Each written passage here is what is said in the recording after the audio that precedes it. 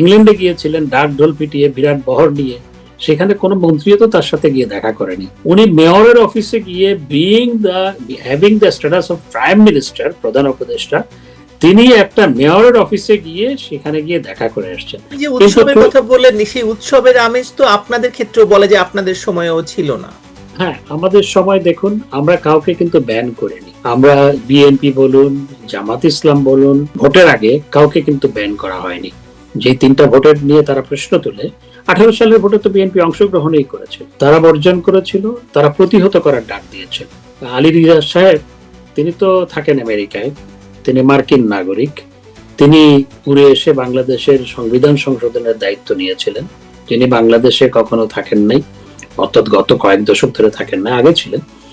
তো তিনি যাওয়ার সময় করলেন কি, যেগুলো বিএনপি বলে নাই বা আরো অনেক দল বলে নাই, সেগুলো লিখে দিয়ে গেলেন। বিএনপি তো তখনই আপত্তি জানিয়েছিল, এটা যেহেতু আনকনস্টিটিউশনাল, প্রসিডিউরালি ভুল, এবং এটা আমাদের সংবিধানের সাথে সাংঘর্ষিক, সুতরাং এটা মানার কোনো বাধ্যবাধকতা নাই আসলে। কারণ আমরা যদি হিংসার রাজনীতি, বিদ্বেষের রাজনীতি এবং সাংঘর্ষিক রাজনীতি আমরা করতে থাকি, তাহলে এটা কখনো শেষ হবে না। এবং সেই কারণেই আজকে বাংলাদেশ কিন্তু বহুধা বিভক্ত হয়ে গেছে এই সাংঘর্ষিক রাজনীতির জন্য।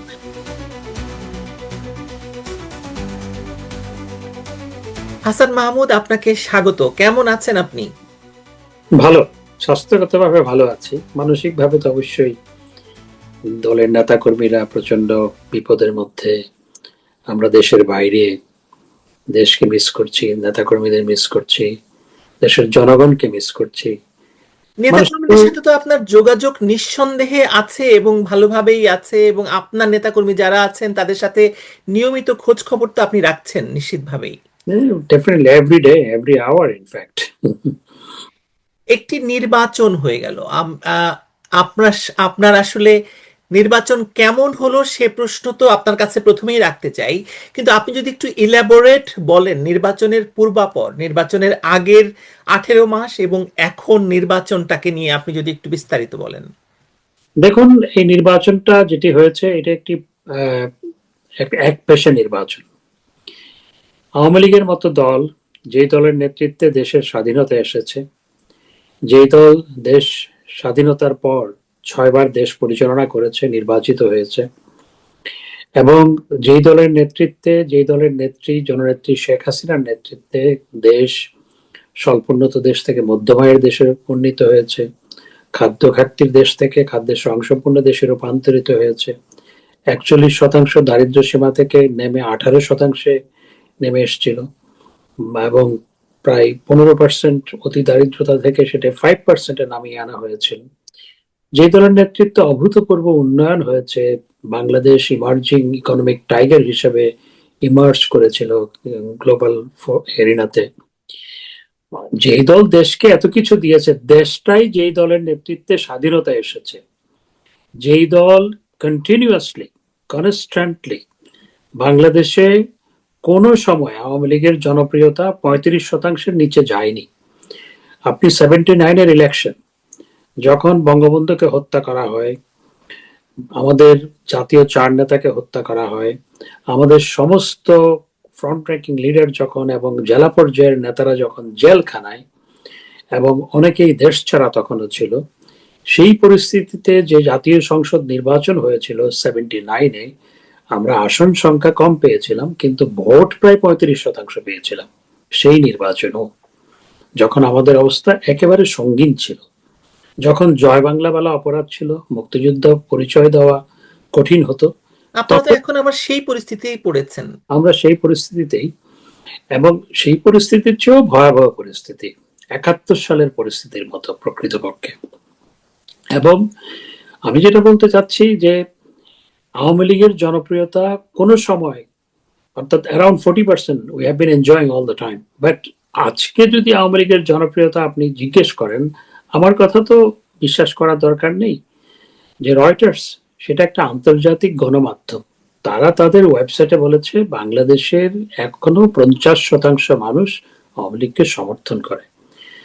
এবং এর সাথে যদি আপনি 14 দলকে যোগ করেন, এর সাথে জাতীয় পার্টিকে তো ভেঙে দেওয়া হয়েছে, হাত পা বেঁধে তারপর তাদের নির্বাচনে অংশগ্রহণ করতে বলা হয়েছে। তারা ফর সার্ভাইভাল তারা এই নির্বাচনে অংশগ্রহণ করেছে। প্রকৃতপক্ষে তাদের নির্বাচনে অংশগ্রহণ করার মতো কোনো পরিস্থিতি রাখা হয়নি।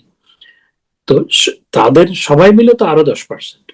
আর যদি জননেত্রী শেখ হাসিনার অ্যাপ্রুভাল রেট জিজ্ঞেস করেন, 80%-এর উপরে মানুষ বলবে আগেই ভালো ছিলাম। তো এই যে একটা দল, সেই দলকে বাদ দিয়ে যে নির্বাচনটা হয়েছে সেটিতে একটি পক্ষপাত দুষ্ট নির্বাচন, একপেশে নির্বাচন। আবার সেই নির্বাচনেও নানা ধরনের অনিয়ম কারচুপি। তো আওয়ামী লীগের বিরুদ্ধে বলা হয় আগের রাতে ভোট, এখন তো দেখা গেছে তার আগের দিন সন্ধ্যা রাত থেকেই ভোট দেওয়া শুরু হয়েছে। এটা আমার কথা নয়, এগুলো all are I mean exposed in the social media. I mean এই সোশ্যাল মিডিয়াতে এগুলো আছে। এবং কেন্দ্র দখল, সেই ঘটনাও ঘটেছে। আবার ঢাকার কেন্দ্রে যখন ইউ প্রতিনিধি দল যায়, তখনও সেখানে কোনো মানুষ নাই। এবং সবচেয়ে বড় কথা হচ্ছে ঢাকা সহ বিভিন্ন জায়গায় আমরা খোঁজখবর নিয়েছি যে মানুষ আসলে প্রকৃতপক্ষে যায়নি। আপনার মতে তাহলে প্রকৃত টার্ন আউটটা কত হতে পারে? দেখুন, আপনি সোজা অঙ্কের হিসাব করুন যে রেফারেন্ডামে ভোট পড়েছে সরকারি হিসাব মতে 11.88, অর্থাৎ আমি ধরে নিলাম প্রায় 12%। তো একই মানুষ তো ভোট দিতে গেছে, তাই না? যারা ভোট দুটো দিতে করে গেছে, ব্যালট দেওয়া হয়েছে একই মানুষকে। একই মানুষকে দুটো করে ব্যালট দেওয়া হয়েছে। তো দুটো করে যা ব্যালট পেয়েছে, তো ওখানে যদি 11% বা 12% হয়, তাহলে এখানে না হয় 5% বেশি হবে। আমি ধরে নিলাম 10% বেশি, তাহলে 20%, অ্যারাউন্ড 20%। আর বাকিটা তো manipulation, simply manipulation. This is, সবাই ভোট দিতে গেছে, তো সবাই আপনার সেখানে আমি ধরে নিলাম যে হ্যাঁ রেফারেন্ডামে সবাই অংশগ্রহণ করে নাই, ধরে নিলাম অর্ধেক অংশগ্রহণ করেছে, তাহলে এখানে ডবল হবে ম্যাক্সিমাম, তার চেয়ে তো বেশি হতে পারে না। এটা সোজা অঙ্কের হিসাব। আরেকটা হিসাব হচ্ছে সকালবেলা 12টার সময় সিইসি সচিব বললেন যে 11 দশমিক ভোট কাস্ট হয়েছে সকাল 12টার সময়, 11:30 কি 12টা, 12টার তো সময়। হ্যাঁ 12টার সময়। তো সকালবেলায় কিন্তু ভোটটা কাস্ট হয়। আমরা তো সারা জীবন নিজে ভোটে দাঁড়িয়েছি, 4বার এমপি হয়েছি। আর এর আগে তো আরো বহুবার আমি 78 সালের প্রেসিডেন্ট নির্বাচন থেকে নির্বাচনের এজেন্ট থেকে শুরু করে সব কাজেই আমি যুক্ত ছিলাম। তো আমরা সবসময় দেখেছি সকালবেলায় ভোটটা কাস্ট হয় 12টার মধ্যে। এরপরে সারাদিনে, অর্থাৎ সকাল 12টার মধ্যে যে ভোটটা কাস্ট হয় আর বাকি সারাদিনে সেই পরিমাণ হয়, কোনো কোনো ক্ষেত্রে হয় না। তো উনি যেটা বলেছেন 11 দশমিক তার সাথে হয়তো আরো 10-11% হয়েছে, এর চেয়ে বেশি তো হওয়ার কোনো কারণ আমি দেখি না। কিন্তু দুপুর 2টোর সময় উনি আবার বলেছিলেন যে 32% মানে হয়ে গেছে। সো এই 1 ঘন্টায় কি এত 2-2.5 কোটি মানুষের ভোট মানে কাস্ট করা সম্ভব? প্রথম কথা হচ্ছে দুপুর 2টার সময়, অর্থাৎ 12টার পরে মানুষ কিন্তু ঘরে চলে যায়, খেতে যায়, সারা দেশে, শহরে এবং গ্রামে। তখনও এইভাবে সকালবেলার চেয়ে বেশি ভোট কাস্ট হয়ে গেল, হাউ কাম? এগুলো তেলেসমাতি ছাড়া। না না, একটা প্রশ্ন হচ্ছে যে এটা কি মানে ফিজিক্যালি সম্ভব কি না যে 2 ঘন্টার মধ্যে 2.5 কোটি ভোট আপনাকে প্রতি মিনিটে তাহলে মানে 5 থেকে 7 জন আরো বেশি কখনো মানে 10-12 জন করে আপনার কাজ করার কথা মানে এটা হবে। তো প্র্যাকটিক্যালি ফিজিক্যালি সম্ভব না। এটা technologically, physically, practically is not possible.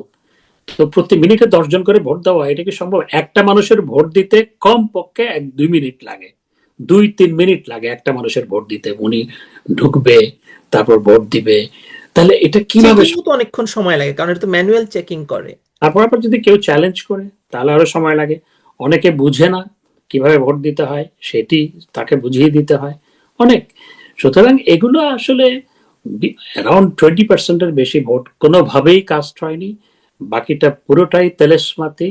এবং আরেকটা বিষয়, আপনি রেফারেন্ডামের কথা বলছেন, আমরা তো দেশে প্রতিদিন কথা বলি, ঘন্টায় ঘন্টায় কথা বলি, মানুষের সাথে কথা বলা নয় শুধু, সারা দেশ থেকে এসএমএস পাই।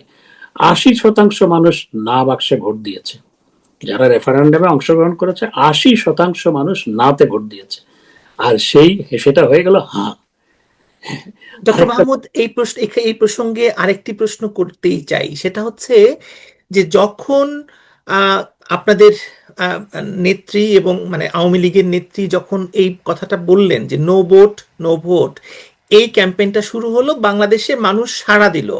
এটা খুবই অহিংস একটা পদ্ধতিতে এবং খুবই কোনো ধরনের কোনো রকমের কোনো মানে আপনাকে রাস্তায় জ্বালাও পোড়াও করতে হয়নি, যেটা আপনাদের সময়ে নির্বাচন বানচাল করার জন্য আহ, মানে পুলিং স্টেশন পুড়িয়ে দেওয়া থেকে শুরু করে মানে মানুষ হত্যা অনেক কিছু হয়েছিল। সেরকম কিছু না করেও যে মানে মানুষকে ভোট দান থেকে বিরত রাখা যায় এবং মানুষকে মোটিভেট করা যায়, সেটা আপনারা কি প্রমাণ পেয়েছেন কিনা? ডেফিনেটলি। সো যদি 80% মানুষ ভোটার যদি ভোট বর্জন করে, তাহলে তো সেটা আমাদের ডাকেই সাড়া দিয়ে মানুষ ভোট বর্জন করেছে। দেশে কি এই সমগ্র বাংলাদেশে কি ভোটের কোনো আমেজ ছিল, উৎসব ছিল? বাংলাদেশের ভোট কিন্তু একটা উৎসব, সেটি কি ছিল? ছিল না। তো সুতরাং আমরা যে নো ভোট নো ভোট সেই যে ক্যাম্পেইন করেছি, সেটাকে ডিসক্রেডিটেড করার জন্য এবং ইলেকশনটাকে ক্রেডিবল শো করার জন্য তারা এই ফুলিয়ে ফাঁপিয়ে জালিয়াতির মাধ্যমে, অর্থাৎ ম্যানিপুলেশনের মাধ্যমে এই ভোটের হার 60%-এর উপরে দেখিয়েছে। কিন্তু আপনি যে কিন্তু উৎসবের কথা বললেন, সেই উৎসবের আমেজ তো আপনাদের ক্ষেত্রেও বলে যে আপনাদের সময়েও ছিল না। হ্যাঁ, আমাদের সময় দেখুন, আমরা কাউকে কিন্তু ব্যান করিনি। আমরা বিএনপি বলুন, জামাত ইসলাম বলুন, ভোটের আগে কাউকে কিন্তু ব্যান করা হয়নি। যে 3টা ভোটের নিয়ে তারা প্রশ্ন তুলে, 18 সালের ভোটে তো বিএনপি অংশগ্রহণই করেছিল। হ্যাঁ, সবাই তো অংশগ্রহণ করেছিল 18 সালের ভোটে। আমরা কাউকে ব্যান করিনি, তারা বর্জন করেছিল, তারা প্রতিহত করার ডাক দিয়েছিল। তো সেই পরিস্থিতি আর এটার মধ্যে অনেক পার্থক্য। এখন আওয়ামী লীগকে ইলেকশনে আমরা নির্বাচন করতে চাই, আমরা বারংবার বলেছি যে আমরা নির্বাচন করতে চাই, কিন্তু আমাদেরকে নির্বাচনে অংশগ্রহণ করতে দেওয়া হয়নি, আমাদের কার্যক্রমটাই নিষিদ্ধ করে রাখা হয়েছে। তো সুতরাং সেটার সাথে এটা কোনো তুলনা হয় না। আপনি তুলনা, আমরা মানে তুলনা যদি নাও করি, ধরুন এই যে রাতের ভোটের কথা বলে, সেই সময় ধরুন দীর্ঘকাল ধরে আমরা সাংবাদিকরা চেষ্টা করেছি, বহু চেষ্টা করেছি যে রাতের ভোটের প্রমাণ সংগ্রহ করার জন্য, সেটা আমরা পাইনি। কিন্তু এবার তো দেখা যাচ্ছে যে 11 তারিখ রাতে পুরো মানে মানে সোশ্যাল মিডিয়া সয়লাব হয়ে গেছে মানে রাতের ভোটের প্রমাণে। আপনি এই দুই প্রমাণ নিয়ে কি বলবেন? দেখুন, আপনার 18 সালের ভোট নিয়ে তারা যে বলে রাতের ভোট, সেটার প্রমাণটা একটু উপস্থাপন করতে বলুন। কোনো প্রমাণ নেই, এটা কথার কথা। জনাব রিজভী সাহেব উনি প্রেস কনফারেন্স করে বললেন যে রাতের ভোট হয়েছে, তো সেটাই ওনারা সবাই বলা শুরু করলেন। কিন্তু এবার তো আমরা দেখলাম যে একেবারে সন্ধ্যা রাত থেকে, রাত না, গভীর রাত না, সন্ধ্যা রাত থেকে ভোটে আপনার ব্যালট পেপারে সিল মারা শুরু হয়েছে।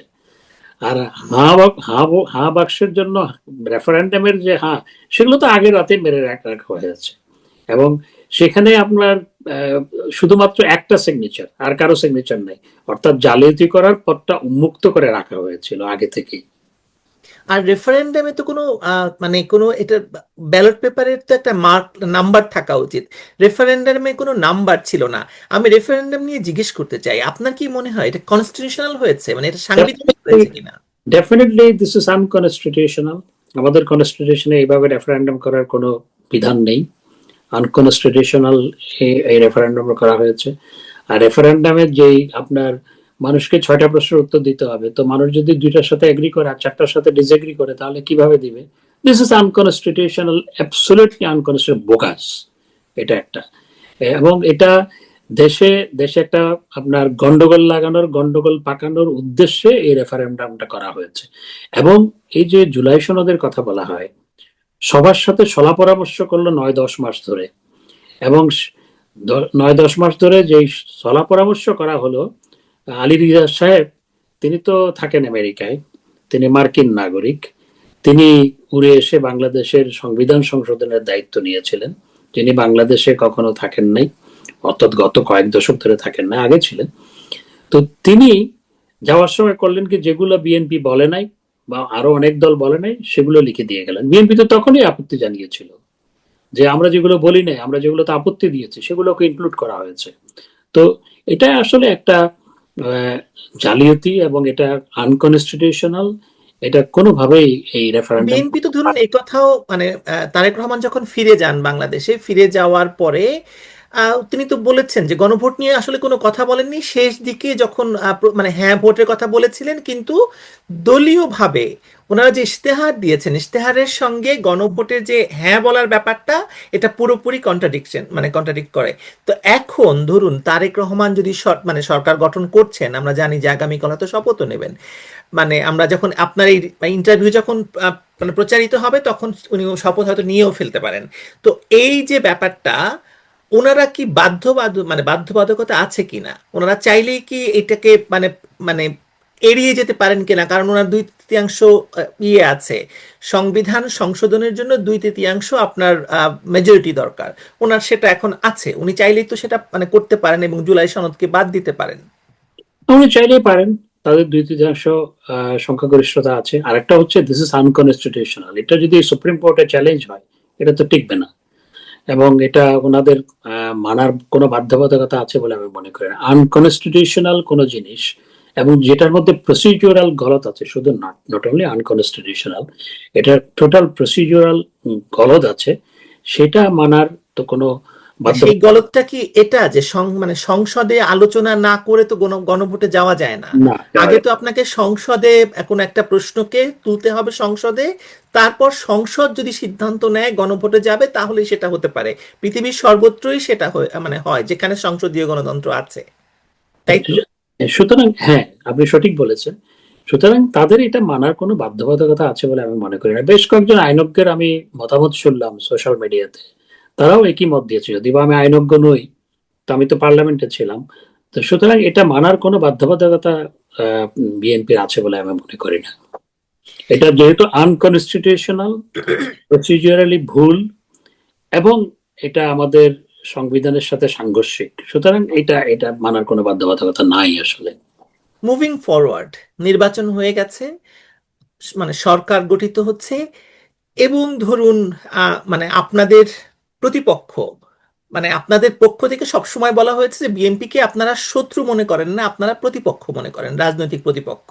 একসময় প্রতিদ্বন্দ্বী, আমরা প্রতিদ্বন্দ্বী মনে প্রতিপক্ষ করেন, বলবো না, প্রতিদ্বন্দ্বী বলবো। প্রতিদ্বন্দ্বী মনে করেন। তো সেই জায়গায় দাঁড়িয়ে আপনার এই নতুন সরকার, নতুন মানে নতুন যে সময় আসছে, সেটা নিয়ে আপনারা কি বলবেন? আপনাদের দলীয় মতামত জানতে চাইবো, আপনার মতামত জানতে চাইবো, আমি দুটোই। দলীয় মতামত আমি দিতে পারবো না, আমার মতামতটা আমি দিতে পারবো।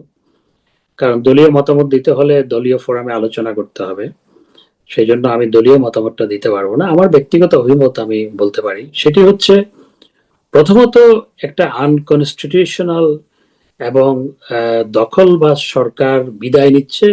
ডক্টর ইউনূসের মপতন্ত্র যারা কায়েম করেছিল, যারা বাংলাদেশকে সন্ত্রাসের জনপদে রূপান্তরিত করেছে, যারা বাংলাদেশকে আফগানিস্তানের চেয়ে, আফগানিস্তানে তো মানুষ পিটিয়ে মেরে ঝুলিয়ে চালিয়ে দেওয়া হচ্ছে না, হয়নি, গত কয়েক বছর আমরা শুনিনি। মুজিবুল্লাহ সময় হয়েছিল, হ্যাঁ। হ্যাঁ, কিন্তু গত কয়েক বছর হয়নি, যেটি বাংলাদেশে হয়েছে। এবং মপতন্ত্র, এগুলো যারা কায়েম করেছে, এবং ইন্ডেমনিটি দেওয়া, হাজার হাজার পুলিশ হত্যা, হাজার হাজার আওয়ামী এটা লীগের, আফগানিস্তানে হয় না, ইন্ডেমনিটি আফগানিস্তানে দেওয়া হয়নি। এবং শ্রীলঙ্কায় 12 জনকে মানে মানে ফাঁসির আদেশ দেওয়া হয়েছে সেই সময় হত্যাকাণ্ড ঘটানোর জন্য। জি, শ্রীলঙ্কায় বিচার হচ্ছে এবং নেপালও বিচার করার ঘোষণা দিয়েছে। সুতরাং আমাদের দেশে সেগুলোকে ইন্ডেমনিটি দেওয়া হয়েছে। সুতরাং এই সরকারের তুলনায় রাজনৈতিক সরকার অবশ্যই ভালো আমি বলবো। কারণ রাজনৈতিক সরকারের বা রাজনীতিবিদদের জনগণের প্রতি দায়বদ্ধতা আছে। কিন্তু যারা এতদিন সরকার পরিচালনা করছে বা আজকেও যারা পরিচালনা করছে, তাদের তো জনগণের প্রতি কোনো দায়বদ্ধতা নেই। বিদেশি সেবাদাসদের তুলনায় রাজনীতিবিদ অনেক ভালো, সেটি খারাপ রাজনীতিবিদও অনেক ভালো আমি মনে করি, এবং রাজনৈতিক সরকার সেটি মাচ বেটার এনিওয়ে। এটি কি রাজনৈতিক প্রতিদ্বন্দ্বীর সঙ্গে বা দুই প্রতিদ্বন্দ্বী রাজনৈতিক মানে দলের সঙ্গে ডায়ালগ করারও একটা সুযোগ করে কিনা? কারণ আমি একটা সাক্ষাৎকার দেখছিলাম সজীব ওয়াজেদ জয়ের, উনি বলছেন, ওনাকে প্রশ্ন করা হয়েছিল যে তারা কোনো ডায়ালগে যাবে কিনা, তারা কোনো মানে তারা কাজ করতে আগ্রহী কিনা, উনি উনি তো উড়িয়ে দেন নাই, উনি বলেছেন অবশ্যই, কেন নয়। দেখুন, রাজনীতিতে ডায়ালগ থাকতে হয়, আমি সজীব ওয়াজেদ জয়ের সাথে শতভাগ একমত। এবং রাজনীতিতে ডায়ালগ থাকতে হয়। দেখুন, 14 সালে যখন জ্বালাও পোড়াও হচ্ছিল নির্বাচন বর্জন করার জন্য, প্রতিহত করার জন্য, তখন আমাদের নেত্রী কিন্তু বেগম খালেদা জিয়াকে তিনি আমন্ত্রণ জানিয়েছিলেন ডায়ালগের জন্য। সেই সময় সেই সাংঘর্ষিক পরিস্থিতির মধ্যেও তিনি আমন্ত্রণ জানিয়েছিলেন। সুতরাং রাজনীতিতে ডায়ালগ থাকতে হয়। আমি সবসময় ডায়ালগের পক্ষে। আমি সজীব ওয়াজেদ জয়ের সাথে এ ব্যাপারে শতভাগ একমত। এবং আমি মনে করি যে যারা বাংলাদেশে বিশ্বাস করে, মুক্তিযুদ্ধে বিশ্বাস করে, তাদের সাথে তো অবশ্যই ডায়ালগ হতে পারে। আপনার কি মনে হয় যে বাংলাদেশে যে ধরুন এই যে মাঝখানে মানে ইউনূস সরকার এসে একটা ভয়াবহ ধরনের কনফ্রন্টাল রাজনীতিকে একেবারে চূড়ান্ত অবস্থায় নিয়ে গেল, এটাকে ইজ করার জন্য, এটাকে ধরুন একটা একটা মানে থিতু করার জন্য হলেও কি মানে এই ডায়ালগের দরকার আছে কিনা?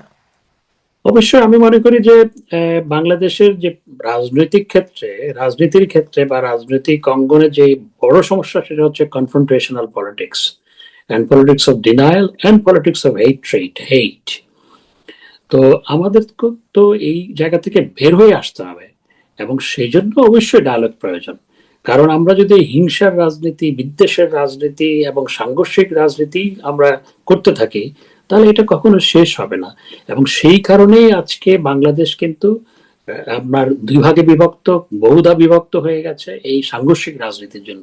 এখান থেকে বেরিয়ে আসার জন্য আমি মনে করি যে মুক্তিযুদ্ধের সপক্ষের, অর্থাৎ যারা দেশের স্বাধীনতা সার্বভৌমত্বে বিশ্বাস করে, যারা বাংলাদেশে বিশ্বাস করে, আমাদের অবশ্যই এই জায়গা থেকে বেরোয় আসা দরকার। We should work together, I think.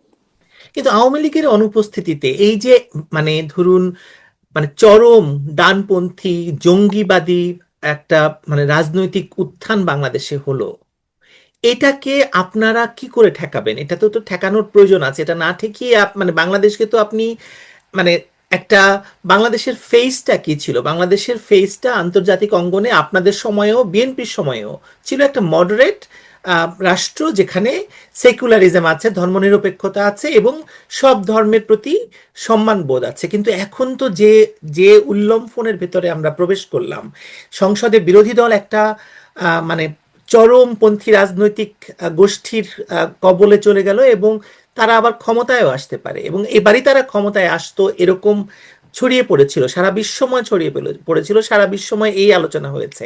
তো এই জায়গায় দাঁড়িয়ে আপনাদের করণীয় কি? বিএনপির প্রতিও তো আপনার একটা মানে মেসেজ থাকবে, কারণ আপনি তো বাংলাদেশে রাজনীতি করছেন এবং বাংলাদেশে আপনি সেকুলার রাজনীতিটা মানে প্রতিভূ। এখানেই বড় ভুলটা বিএনপি করেছে। যখন আওয়ামী লীগের কার্যক্রম নিষিদ্ধ করার দাবি উঠল, তখন কিন্তু মির্জা ফখরুল ইসলাম আলমগীর সাহেব সহ তাদের দলের বেশ কয়েকজন সেটার বিরোধিতা করেছিল। এমনকি প্রথমবার যখন পিটিশন নিয়ে যাওয়া হয় হাইকোর্টে, তখন বিএনপির আপনার বিএনপি ঘরানার, এবং বিএনপির তো তিনি আইন বিষয়ক সম্পাদক ছিলেন, তৎকালীন অ্যাটর্নি জেনারেল যিনি নির্বাচিত হয়েছেন কয়েকদিন আগে, তো তিনি কিন্তু বিরোধিতা করেছিলেন। কিন্তু পরবর্তীতে বিএনপি সেখান থেকে সরে এসে, অর্থাৎ তাদের সেই পজিশন থেকে, অরিজিনাল পজিশন থেকে সরে এসে আওয়ামী লীগকে নিষিদ্ধ করার কার্যক্রমে বা আওয়ামী লীগের কার্যক্রম নিষিদ্ধ করার যে অর্ডার, সেটার সাথে একমত পোষণ করেছে। এবং সেই কারণেই আমাদের অনুপস্থিতিতে আপনার ডানপন্থী শক্তির, উগ্রবাদী শক্তির, স্বাধীনতা বিরোধী শক্তির উত্থান ঘটেছে। আওয়ামী লীগ মাঠে থাকলে তো এটা হতো না। জামাত কি কোনোভাবে কোনোদিন, আওয়ামী লীগ যদি মাঠে থাকতো তাহলে 5 থেকে 10টার বেশি আসন পেত এককভাবে? একবার তারা 18টি আসন পেয়েছিল, যে বিএনপির সাথে জোট করে, স্ট্র্যাটেজিক্যাল অ্যালায়েন্স করে পেয়েছিল, কিন্তু এর বাইরে তো তারা পাওয়ার কোনো কথা ছিল না। সুতরাং এখানেই বড় ভুলটা হয়েছে। আমি মনে করি দেশকে যদি আমরা আমাদের মুক্তিযুদ্ধের মাধ্যমে, যেই চেতনার ভিত্তিতে আমরা মুক্তিযুদ্ধ করেছি, আমাদের পূর্বসূরীরা মুক্তিযুদ্ধ করেছে, দেশ রচিত হয়েছে, সেই চেতনাকে যদি উড্ডীন রাখতে হয়, সমুন্নত রাখতে হয়, সেই চেতনার ভিত্তিতে দেশ পরিচালনা করতে হয়, তাহলে আমি মনে করি এই যে আমরা আমরা যারা মুক্তিযুদ্ধে বিশ্বাস করি, উই শুড ওয়ার্ক টুগেদার। এই যে ধরুন আপনারা মানে আওয়ামী লীগ তো এখন এত শতচ্ছিন্ন অবস্থা, ভয়াবহ অবস্থা, নানা জায়গায় ছড়িয়ে ছিটিয়ে আছে, দেশের ভেতর সংগঠিত হতে পারছে না। এই অবস্থায় আপনি কি মনে করেন যে দলটার পুনর্গঠন এবং প্রোগ্রাম আসলে মানে আপনারা কিভাবে এগোতে চাইছেন? Bangladesh Awami League very much is in the country. আমাদের হয়তো কয়েকশো কিংবা 2-3 হাজার আওয়ামী লীগ নেতা দেশের বাইরে আছে। আওয়ামী লীগ তো একটা গণমানুষের সংগঠন। আওয়ামী লীগ তো প্রত্যেকটা বাড়িতে আছে, প্রত্যেকটি মহল্লায় আছে আওয়ামী লীগ। সুতরাং Awami League is very much in the country. আমরা দেখুন, আহ, এই পরিস্থিতির মধ্যে যখন আমাদের কার্যক্রম নিষিদ্ধ, এই পরিস্থিতির মধ্যেও কিন্তু আমাদের কার্যক্রম বন্ধ হয়নি, কার্যক্রম চালু আছে, চালু থেকেছে। সুতরাং আওয়ামী লীগ সবসময় প্রাসঙ্গিক। আওয়ামী লীগ শুধুমাত্র একটি দল নয়, আওয়ামী লীগ বাংলাদেশের মৃত্তিকার সাথে মিশে আছে, মাটির সাথে মিশে আছে। সুতরাং আওয়ামী লীগকে ওই একটা অর্ডার দিয়ে আপনার নিষিদ্ধ করে দিলেই এটা নিষিদ্ধ হয় না। তো আমি মনে করি যে এখন ইমিডিয়েট যেটি দরকার, যে সেই অর্ডারটা, অগণতান্ত্রিক আনকনস্টিটিউশনাল অর্ডারটাকে আপনার বাতিল করা প্রয়োজন। এবং যে ইন্ডেমনিটি দেওয়া হয়েছে, সেই ইন্ডেমনিটি অর্ডিন্যান্স না অর্ডার দিয়েছিল, সেটিকেও বাতিল করা প্রয়োজন। এবং দেশে যেই ঘটনা প্রবাহ ঘটেছে গত ১.৫ বছরে, যে মব সন্ত্রাস থেকে শুরু করে মানুষ পিটিয়ে হত্যা, পুলিশ পিটিয়ে হত্যা, দীপচন্দ্র দাস থেকে শুরু করে যাদেরকে এভাবে পিটিয়ে পুড়িয়ে হত্যা করা হয়েছে, এগুলোর বিচার করা দরকার। এগুলোর বিচার না হলে তো এই বিচারহীনতার, বিচার না করার সংস্কৃতিটাই আমরা লালন করব। সেটি তো একটা দেশের ক্ষেত্রে এটি হওয়া উচিত নয়, দেশকে এগিয়ে নিয়ে যেতে হলে এবং আইনের শাসন প্রতিষ্ঠা করতে হলে। আপনি আইনের শাসনের কথা বলছেন, আমরা ধারণা করছি যে মানে নতুন যে সরকার আসবে তাদের প্রায়োরিটি হবে এটা। সেক্ষেত্রে আওয়ামী লীগের মানে আপনি বলছেন যে আওয়ামী লীগকে ফেরাতে হবে না, আওয়ামী লীগ সব জায়গায় আছে, তার মানে আপনারা বলছেন যে আওয়ামী লীগের থেকে মানে এই ব্যানটা মানে নির্বাহী ক্ষমতা বলে যে ব্যানটা রাখা হয়েছে সেটা তুলে নেওয়া, তাই তো? অবশ্যই এটা তো আনকনস্টিটিউশন। একটা ২ লাইন পরে আসিফ নজরুল ঘোষণা দিলেন, আওয়ামী লীগ নিষিদ্ধ হয়ে গেল। তো এটা তো আনকনস্টিটিউশনাল, এবং এটা এটা কোনোভাবেই হয় না, এবং সেটাকে উড্র করা দরকার।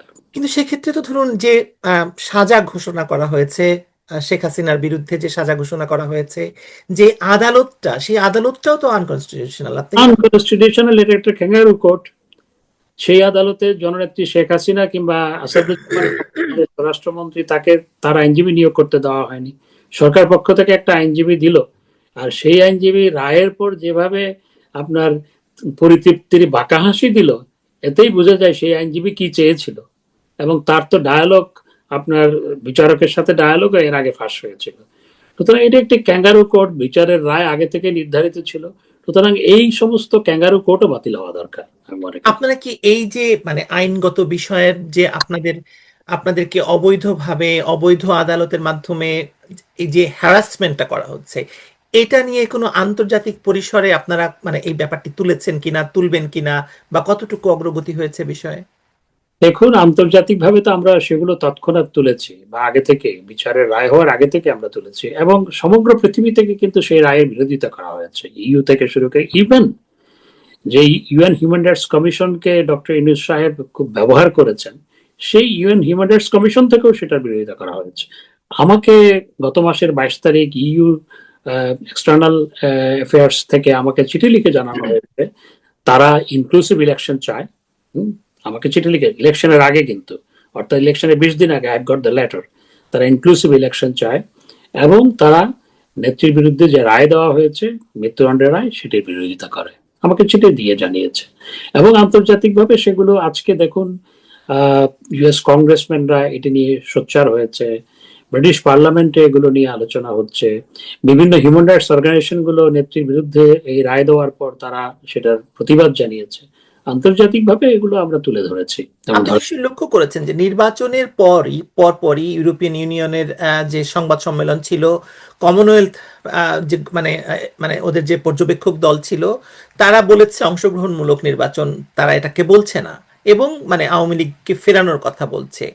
তো আপনাদের তো আন্তর্জাতিক মানে মানে আপনারা যে অনেকেই বলেন যে আপনাদের আন্তর্জাতিক বন্ধু নেই, আপনারা বন্ধুহীন হয়ে গেছেন আওয়ামী লীগ, মানে এইটা এইটা কেন বলে, বা এটার আসলে উত্তরটা কি? এটা ওরা নিজেরা পরিতৃপ্তি পাওয়ার জন্য বলে আর কি।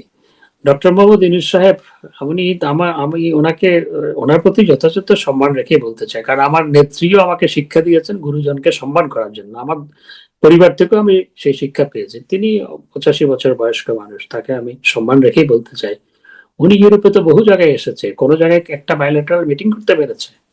কেউ কি তার সাথে দেখা করেছে?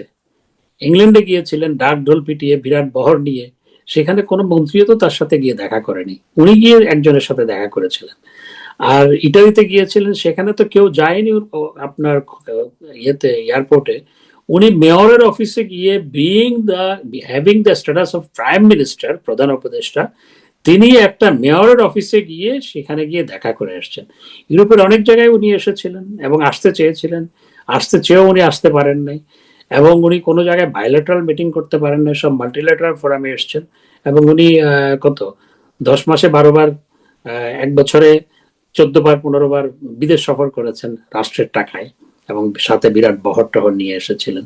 তো ওনারাই আসলে নিজেরা বন্ধুহীন, তো সেজন্য আমাদের বিরুদ্ধে এগুলা বলে তারা পরিতৃপ্ত হতে চান আর কি। সর্বশেষ প্রশ্ন ডক্টর মাহমুদ, আমি আপনার কাছে জানতে চাই যে ধরুন আপনাদের বিরুদ্ধে সবচাইতে বড় অভিযোগ যে আপনারা প্রচুর দুর্নীতি করেছেন, প্রচুর টাকা পাচার করেছেন। আমরা দেখলাম শেষ মুহূর্ত পর্যন্ত মানে ইউনূস সরকারের এত আন্তর্জাতিক খেলোয়াড় হওয়া সত্ত্বেও তারা কোনো ধরনের বিদেশে আপনাদের কোনো টাকা ট্রেস করতে পারেনি, এবং সেই টাকা নিয়ে ফেরত নিয়ে অত দূরের কথা। এক, দুই হচ্ছে গত 18 মাসে আমাকে একজন গবেষক আমার সাক্ষাৎকারে বলেছেন, আমার এখানে বলেছেন যে $200 বিলিয়ন মতো টাকা নয় ছয় হয়েছে, এবং বাংলাদেশকে একটা বাস্কেট কেস, বাংলাদেশকে একটা আসলেই দেনার দায়ে একটা একটা ঋণগ্রস্ত জাতি হিসেবে রেখে ডক্টর ইউনূসের বিদায় নেওয়ার সম্ভাবনা তৈরি হয়েছে। আমি শেষ প্রশ্ন বিদায় নেওয়া নিয়ে করব। আপনি কি মনে করেন কিনা যে এই গত 18 মাসের যারা যারা এই সরকারে ছিল তাদের বিরুদ্ধে তদন্ত হওয়া উচিত, এবং তাদেরকে আসলে বিচারের আওতায় আনা উচিত? অনেকে তো পালিয়ে যাচ্ছেন।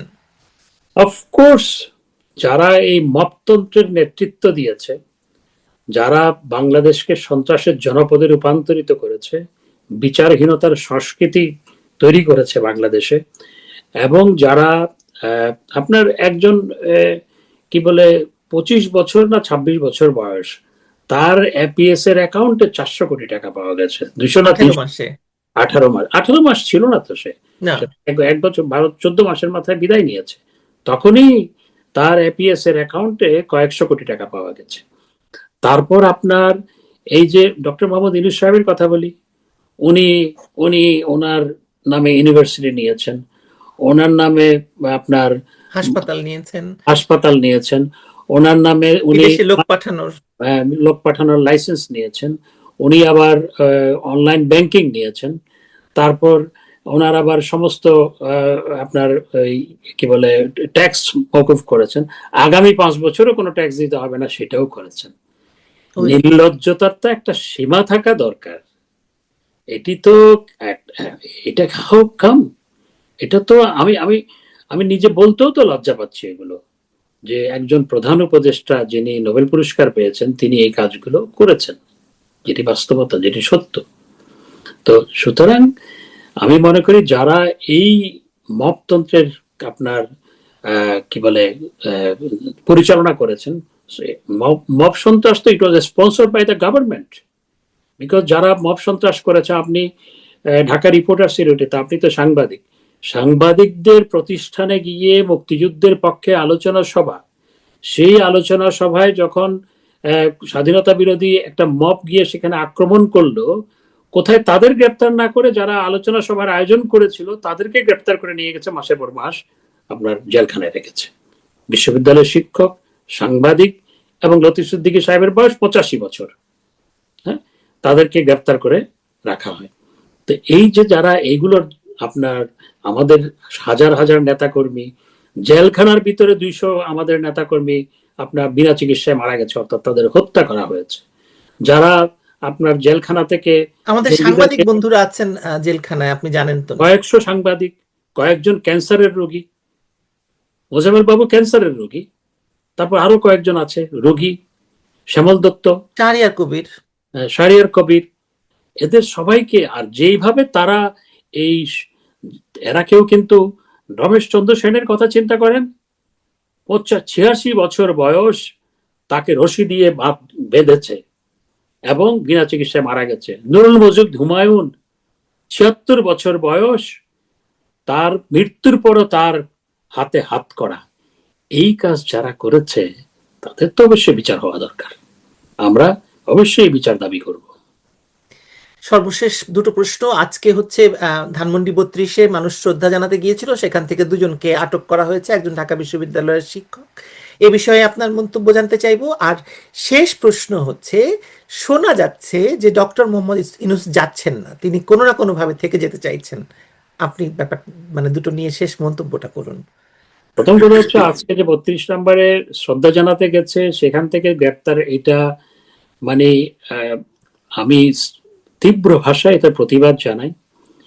এবং একটা মানুষ যে কোনো জায়গায় শ্রদ্ধা জানাতে পারে, শ্রদ্ধা জানাতে গেলে গ্রেপ্তার করা, এটা এই ডক্টর ইউনূস সাহেবের নেতৃত্বাধীন সরকারের সর্বশেষ, অর্থাৎ তাদের যে চরিত্র সেটির আপনার নগ্ন বহিঃপ্রকাশ হচ্ছে।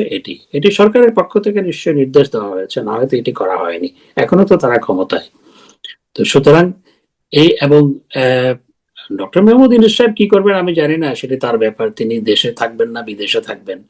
তবে আপনারা উপদেষ্টারা জানেন যে যখন বিদেশে এসছে তাদেরকে প্রবাসীরা কিভাবে আপনার তাদের ব্যাপারে সাড়া দিয়েছে বা তাদের ব্যাপারে রিয়াকশন কি হয়েছে আপনি জানেন। তো ডক্টর মোহাম্মদ ইউনূস সাহেব কি করবেন আমি জানি না, বা কতদিন উনি বাঁচবেন সেটাও তো জানি না। তো ওনার চেষ্টা থাকবে হয়তো, সেটা উনি ভালো বলতে পারবেন, I have no comment on that. But আমাদের উপদেষ্টারা, আমি কয়েকদিন আগে ইটালিতে একটা সমাবেশে গিয়েছিলাম, সেখানে সবাই বক্তৃতা করে বলল উপদেষ্টারা যেখানেই আসবে সেখানেই তাদেরকে আদর আপ্যায়ন করা হবে। পৃথিবীর যেখানে, বাংলাদেশের 1.5 কোটি বা 1,60,00,000 মানুষ বিদেশ থাকে, তো সেখান থেকে আহ্বান জানানো হয়েছে যে তারা যেন যেখানেই আসুক না কেন তাদেরকে যেন আদর আপ্যায়ন করা হয়। আমি অবশ্য নিজে কোনো প্রতিহিংসার রাজনীতি করি না, করতে চাই না। আমার বিরুদ্ধে যা কিছু হয়েছে, আমার ঘরবাড়ি লুটপাট, জ্বালানো, এই সেই, আমি সবাইকে মাফ করে দিয়েছি। কিন্তু আরেকজনের মাফ তো আমি করতে পারবো না। আপনার বিরুদ্ধে কিছু হলে সেই মাফ করার ক্ষমতা তো আমাকে দেয়নি আল্লাহ পাক, আমারটা আমি মাফ করে দিয়েছি। এবং আমি কোনো প্রতিহিংসা রাজনীতি করি না, কিন্তু জনগণের সেন্টিমেন্টটা হচ্ছে এই। ধন্যবাদ হাসান মাহমুদ। আমরা নিশ্চয়ই আরো যুক্ত হব, আরো কথা বলবো। বাংলাদেশের তো মানে আরো সামনে অনেক দিন পড়ে আছে আমাদের সামনে কথা বলার মতো। ভালো থাকবেন আপনি। ধন্যবাদ, আপনাকে ধন্যবাদ।